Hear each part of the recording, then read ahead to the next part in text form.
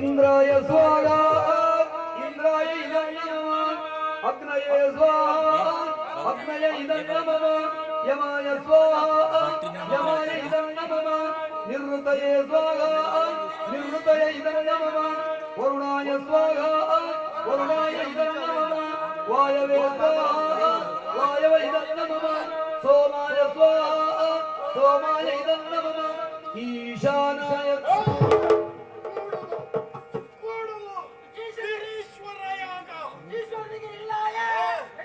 ಪರಿಪರಿಯ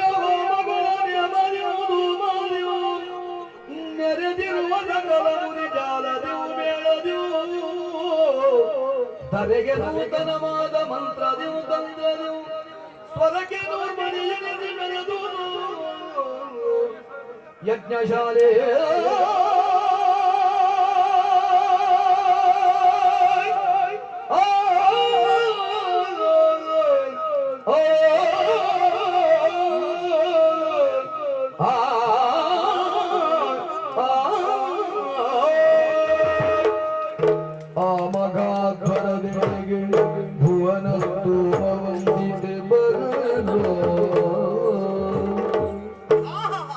ಸಾರ್ಥಕವಾದ ಬದುಕು ಪಾವನವಾದವು ಕಂಡುಕೊಳ್ಳುವ ಮಾನವೇ ಇಲ್ಲ.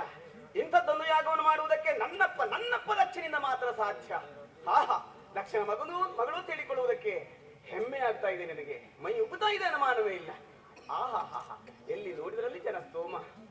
ಎತ್ತರದ ಬೀಡದಲ್ಲಿ ಕುಳಿತಿದ್ದಾನಲ್ಲ ನನ್ನಪ್ಪ, ಹೋಗಿ ಮಾತನಾಡಿಸ್ತೇನೆ, ಎಷ್ಟು ಸಂತೋಷವಾಗಬಹುದು. ಬಂದು ತಂದೆಯರ ಕಾಣುತ್ತ ತಾಯಿ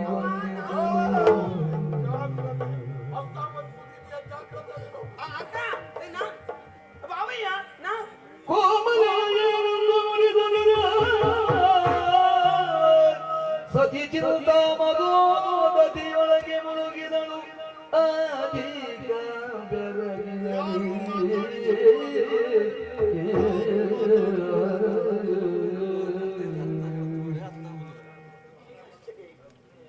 ನನ್ನ ಅಪ್ಪನಿಗೆ ನಮಸ್ಕರಿಸಿದ್ರೆ ಬಾಜಿ ತಬ್ಬಿಕೊಳ್ತಾನೆ. ಹೇಳುವುದಕ್ಕೆ ಮರೆತು ಹೋದ್ರು ನೀನು ಬಂದಲ್ಲ ಮಗಳೇ ಅಂತ ನನ್ನನ್ನು ಸಂತೋಷದಿಂದ ಬಾಜಿ ತಪ್ಪುತ್ತಾನೆ ಅಂತ ತಿಳಿಸಿದ್ರೆ ನನ್ನಪ್ಪ ಕಂಡು ಕಾಣದಿದ್ದ ಹಾಗೆ ಮುಖ ತರಿಸಿಕೊಳ್ತಾ ಇದ್ದಾನೆ. ಅಮ್ಮನಿಗೆ ನಮಸ್ಕರಿಸಬೇಕು, ಅಪ್ಪನಿಗೇನೋ ಗಡಿಬಿಡಿ ಅಂತ ಭಾವಿಸಿದೆ ನಾನು. ನನ್ನಮ್ಮ ನನ್ನನ್ನು ಆಶೀರ್ವದಿಸಬೇಕು ಅಂತ ಇದ್ರೆ ನನ್ನಪ್ಪ ತಡೀತಾ ಇದ್ದಾನೆ. ನನ್ನ ಬಂಧು ಬಾಂಧವರೆಲ್ಲ ನನ್ನನ್ನು ಕಂಡು ತಾತ್ಸಾರ ದೃಷ್ಟಿಯಿಂದ ನೋಡ್ತಾ ಇದ್ದಾರೆ. ನನ್ನನ್ನು ಕಂಡು ತಾತ್ಸಾರದ ದೃಷ್ಟಿಯನ್ನು ಬೀರ್ತಾ ಇದ್ದಾರೆ. ಯಾಕೆ ಮುಖ ತಿರುಗಿಸಿ ಹೋಗ್ತಾ ಇದ್ದಾರೆ? ಓಹೋ, ನಮ್ಮವು ಹೇಳಿದ ಮಾತು ಸತ್ಯ. ನಮ್ಮನ್ನು ಅವಮಾನಿಸಬೇಕೆನ್ನುವ ಕಾರಣಕ್ಕಾಗಿ ಮಾಡಿದಂತಹ ಯಾಗವೇ ಇದು. ಅದೇನೇ ಇರಲಿ, ನನ್ನಪ್ಪನ ಮನೆಯಲ್ಲಿ ನಡೆಯುವಂತಹ ಯಾಗ. ನಾನೇನು ಇವ್ರ ಮನೆ ಊಟಕ್ಕೆ ಬಂದದ್ದಲ್ಲ. ಯಾಗ ನಡೀಲಿ, ಯಾಗದ ವೈಭವವನ್ನು ನೋಡ್ತೇನೆ, ಮತ್ತೆ ಹಿಂದಿರುಗಿ ಕೈಲಾಸ. ಯಾಗದ ಸೊಬಗೀಕ್ಷಿಸುವೆನೇನೋ ಯಾಗದ ಸೊಬಗೀಕ್ಷಿಸುವೆಯಂತ ಇಂದ್ರಾಯ ಸ್ವಾಗ ಅಗ್ನಯೇ ಸ್ವಾಗ ಯಾಗದ ಸೊಬಗೀಕ್ಷಿಸುವೆನೇನೋ ಯಮಾಯ ಸ್ವಾಗ ನಿವೃತ್ತಯೇ ಸ್ವಾಗ ಯಾಗದ ಸೊಬಗೀಕ್ಷಿಸುವೆನೆನುದ ವರುಣಾಯ ಸ್ವಾಹ ವರುಣಾಯ ಇದನ್ನಮ ವಾಯವೇ ಸ್ವಾಹ ವಾಯವ ಇದನ್ನಮ ಸೋಮಾಯ ಸ್ವಾಹ ಸೋಮಾಯ ಇದನ್ನಮ ಈಶಾನ ಪತಿಭಾ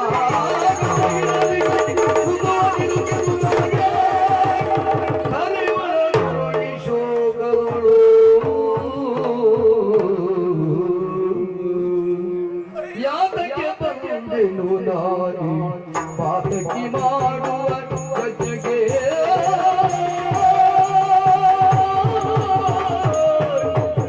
ಯಾತಕ್ಕೆ ಬಂದೆನು ನಾನಿ ಪಾತಕಿ ಮಾಡುವ ಯಜ್ಞಕ್ಕೆ ಯಜ್ಞದ ರೀತಿಯು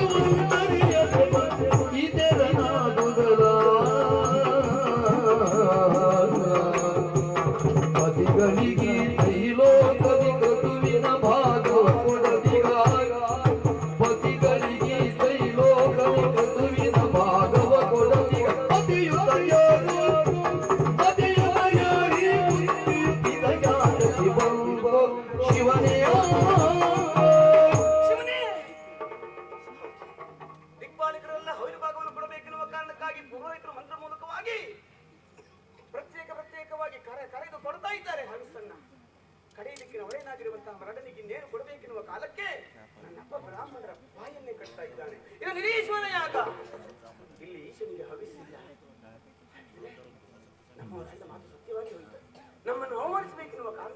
ಇಂಥ ಕೃತ್ಯ ಮನಗೈದ್ನಿ. ನಿರೀಶ್ವರ ಯಾಗ, ಈಶನಿಗೆ ಅರಿಸಲು ಕೊಡ್ಲಿಲ್ಲ ಅಂತ ಆದ್ರೆ ಈ ಯಾಗಕ್ಕೆ ಫಲ ಉಂಟೆ. ಆ ವಿಷಯ ನನ್ನ ಅಪ್ಪನಿಗೆ ಗೊತ್ತಿಲ್ವೇ? ಗೊತ್ತಿದ್ದು ಈ ರೀತಿಯಾದಂತಹ ಕಾರ್ಯವನ್ನು ಮಾಡ್ತಾನೆ ಅಂತಾದ್ರೆ ಹೌದು, ಅನುಮಾನವೇ ಇಲ್ಲ, ಇದು ದುಷ್ಟಕೃತ್ಯ. ಪ್ರಪಂಚದ ಒಳಿತಿಗಾಗಿ, ಲೋಕ ಕಲ್ಯಾಣಕ್ಕಾಗಿ ಒಬ್ಬ ಯಜ್ಞಯಾಗಾದಿಗಳನ್ನು ಮಾಡ್ತಾನೆ ಅಂತ ಅದು ಶುಭಕೃತು. ಅದರ ಹೊರತಾಗಿ ತನ್ನ ತನವನ್ನು ತೋರಿಸಿಕೊಳ್ಳುವುದಕ್ಕಾಗಿ ಒಬ್ಬ ಯಜ್ಞಯಾಗವನ್ನು ಮಾಡ್ತಾನೆ ಅಂತ ಆದ್ರೆ ಅದು ದುಷ್ಟಕೃತು. ಅದಕ್ಕಾಗಿ ನಮ್ಮವರು ಹೇಳಿದ್ದು, ಗೌರಿ ನಾನಂತೂ ಯಾಗಕ್ಕೆ ಹೋಗುವುದಿಲ್ಲ, ನೀನು ಹೋಗುವುದು ಬೇಡ. ನಮ್ಮವರು ಮೊದಲಾಗಿ ಹೇಳಿದ್ರು ಬಂದಲ್ಲ ನಾನು. ಅಯ್ಯೋ ದೇವರೇ, ಹೋಗದಿರುಂದಿರಿ ಪೋದರೆ ಆಗುವುದಿ ಪರ್ಯಂತ, ಹೋಗದಿರುಂದಿರಿ ಪೋದರೆ ಆಗುವುದಿ ಪರ್ಯಂತ ಎನ್ನುತ್ತಾಗ ಪತಿ ಕೊಡಬೇಕುಲ ಈಗಿನ ಬಂದನಲ, ಈಗಿನ ಬಂದನಲ. ಹೋಗಿರ ನರದರಿಗೆ ಅಂದಿರಲಾಗುವುದು ರಲಿಯೇ, ಹೋಗಿರ ನರದರಿಗೆ ಅಂದಿರಲಾಗುವುದು ರಲಿ. ದೇಹತ್ಯಾಗವೆಲೆಯದು, ದೇಹತ್ಯಾಗವೆಲೆಯದು, ದೇಹತ್ಯಾಗವೆಲೆಯದು ತತಿ ಜಯವಾದಿ ಹೊರಗಿದಳು ಶಿವನೇ. ಗೌರಿ ಕರೆಯದೆ ಹೋಗ ಕೂಡುದು ಅಂತ ಹೇಳಿದ್ರು ಸಹಿತವಾಗಿ ನಮ್ಮವರ ಮಾತನ್ನು ಮಿಕ್ಕಿ ಮೀರಿ ಬಂದವಳು ನಾನು, ಅನುಮಾನವೇ ಇಲ್ಲ. ಏನಾಯ್ತು? ಯಾವುದೇ ಹೆಣ್ಣಾಗಿರ್ಲಿ ಗಂಡನ ಮಾತನ್ನ ಮೀರಿ ಮನೆಯಿಂದ ಆಚೆ ಅಡಿ ಇಡ್ತಾಳೆ ಅಂತ ಆದ್ರೆ ಹೋದದು ಅಪ್ಪನ ಮನೆಯೇ ಆದ್ರೂ ಅವಳಿಗೆ ಅವಮಾನವೇ ಆಗುವುದು ಎನ್ನುವುದಕ್ಕೆ ಪ್ರಪಂಚ ಮುಖಕ್ಕೆ ನಾನು ಸಾಕ್ಷಿಯಾಗಿ ಹೋದ್ನಲ್ಲ. ನಾನು ಹಿಂದಿರುಗಿ ಹೋದವಾಗ ನಗುಮುಖದಲ್ಲಿ ಸ್ವಾಗತಿಸಿದ ನಮ್ಮವರು, ಗೌರಿ ಹೇಗಾಯ್ತು ಯಾಗ ಅಂತ ಕೇಳಿದ್ರೆ ಏನು ಅಂತ ಹೇಳಿ, ನಾನು ನನ್ನಲ್ಲಿ ಯಾರು ಮಾತಾಡ್ತಿಲ್ಲ ಅಂತ ಹೇಳಿ, ನಮ್ಮನ್ನು ಅವಮಾನಿಸಬೇಕೆನ್ನುವ ಕಾರಣಕ್ಕಾಗಿ ಮಾಡಿದಂತಹ ಯಾಗ ಅಂತ ಹೇಳಿ, ಅದು ನಿರೀಶ್ವರ ಯಾಗ ಅಂತ ಹೇಳಿ, ಏನು ಅಂತ ಹೇಳಿ, ಇಲ್ಲ ನಾ ಬರಬಾರ್ದಿತ್ತು, ಬಂದು ತಪ್ಪು ಮಾಡಿ ಬಿಟ್ಟೆ.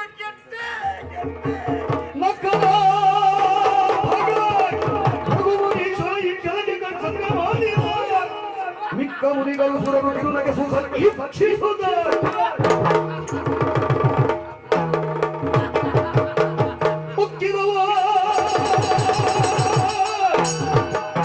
ಉಕ್ಕಿದವು ಕಿರಿಗಳಲ್ಲಿ ಪ್ರಳಯಾದ ರುದ್ರವು ಜ್ವಲಿಸಿ ರೋಷದಿ ತವನಿಗೆ ತಡೆದು ಬೆಳೆದ ಅಂಬುದಾಕ್ಷಿ.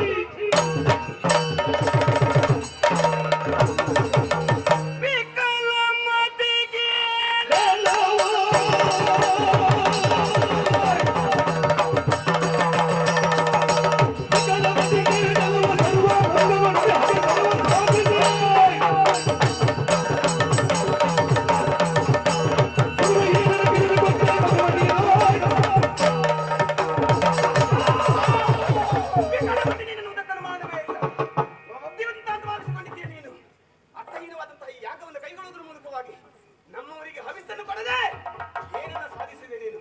ನಮ್ಮವರನ್ನ ಅವಮಾನಿಸುವುದಕ್ಕಾಗಿ ಇಂಥದ್ದೊಂದು ಯಾಗವನ್ನು ಮಾಡಿದೆಯಾ?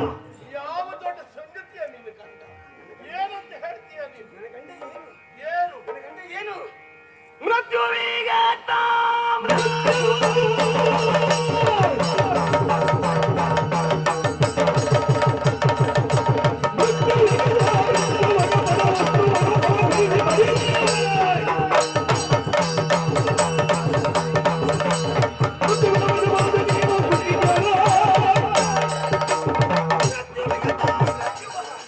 ಪ್ರಪಂಚದ ಯಾವೆಲ್ಲ ಜೀವರಾಶಿಗಳನ್ನು ಸೆಳೆಯುವಂತಹ ಮೃತ್ಯುವಿಗೂ ಮೃತ್ಯುವೆನಿಸಿರುವಂತಹ ಮೃತ್ಯುಂಜಯನಿಸಿರುವಂತಹ ನಮ್ಮವರ ಯೋಗ್ಯತೆಯನ್ನ ನೀನೇನು ಬಲ್ಲೆ?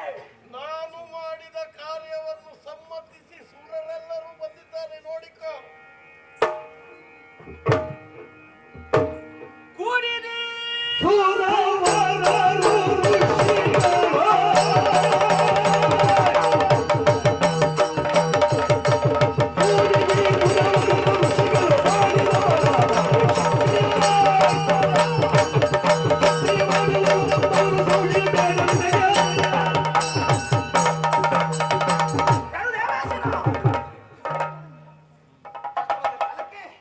ಕೈಲಾಸದವರೆಗೆ ಬಂದು ಹರ ಶಂಭೋ ಮಹಾದೇವ ಎನ್ನುವುದಾಗಿ ನನ್ನವರ ಕಾಲ್ ಕಟ್ಟಿಕೊಳ್ಳುವ ನೀನು ಇವತ್ತು ಈ ದಕ್ಷ ಕೊಡುವ ಹವಿಸ್ಸನ್ನ ನೆಕ್ಕುವುದಕ್ಕೆ ಬಂದಿಯಾ? ನೀನು ಅಂತಲ್ಲ, ಈ ಯಾಗಕ್ಕೆ ಸಹಕರಿಸಿರುವಂತಹ ಯಾವೆಲ್ಲ ಸುರರು ನರರು ಅವರಿಗೆಲ್ಲ ಇಂದಲ್ಲ ನಾಳೆ ನಮ್ಮವರ ಶಿಕ್ಷಣ ಕೊಟ್ಟೇ ಬರ್ತಾರೆ. ನನ್ನ ಮಗಳಾಗಿ ಮಾತಾಡುವುದಿದ್ರು ಮಾತಾಡು, ಅದನ್ನು ಸುಮ್ಮನೆ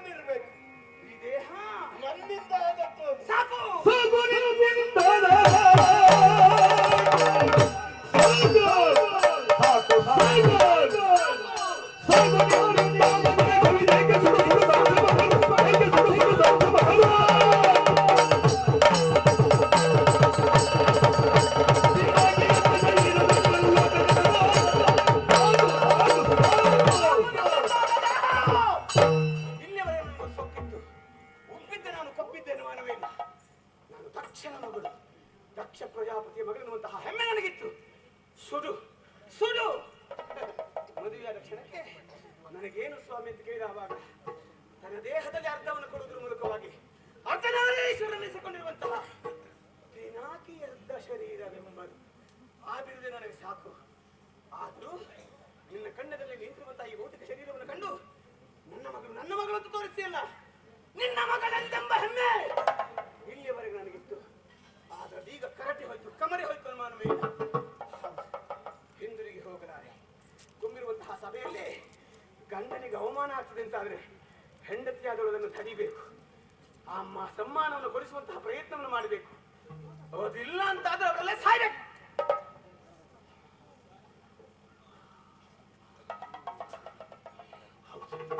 ಕಡುಮೂರ್ಖನಾಗಿರುವಂತಹ ನನ್ನ ಅಪ್ಪನಿಂದ ನಮ್ಮವರಿಗೆ ಮಾನ ಸಿಗುವುದಕ್ಕೆ ಸಾಧ್ಯವೇ ಇಲ್ಲ. ನಾ ಸಾಯ್ಲೇಬೇಕು. ಕಾಣುತ್ತಿರುವಂತಹ ಇವನ ಯಾಗ ಕುಂಡದಲ್ಲಿ ಹೋಗಿ ನನ್ನ ಅಪ್ಪಣೆ ಇಲ್ಲದೆ ಅಗ್ನಿಯು ನಿನ್ನನ್ನು ಮುಟ್ಟುವುದಿಲ್ಲ, ಜಾಗ್ರತೆ. ಸುಡು ನಿನ್ನಗ್ನಿಯನ್ನು, ಬಿಡರಾತ್ರಿಯನ್ನು. ನಿನ್ನೊಗ್ನಿಗೆ ನನ್ನನ್ನು ಮುಟ್ಟುವ ಧೈರ್ಯ ಉಂಟೇನೋ? ಬಿಡ ನಿನ್ನಗ್ನಿ. ನಿನ್ನಗ್ನಿ ಅವಶ್ಯಕತೆ ನನಗಿಲ್ಲ. ಅಗ್ನಿ ನನ್ನ ಗಂಡನಲ್ಲುಂಟು, ನಿಟ್ಟಿನ ನೇತ್ರನವ. ಆ ಅಗ್ನಿ ಅವಶ್ಯಕತೆ ನನಗಿಲ್ಲ. ನನ್ನ ದೇಹದಲ್ಲುಂಟು ಅಗ್ನಿ, ಯೋಗ ಅಗ್ನಿ ಅದು. ಆ ಅಗ್ನಿಯನ್ನು ಪ್ರಜ್ವಲಿಸಿ ನಿನ್ನಿಂದಾದ ದೇಹ ನಿನ್ನ ಕಣ್ಣರಿಗೆ ಕಮರಿ ಹೋಗ್ತೇನೆ, ಕರಟಿ ಹೋಗ್ತೇನೆ. ಓ ನಮಃ ಶಿವಾಯ. ಯೋಗ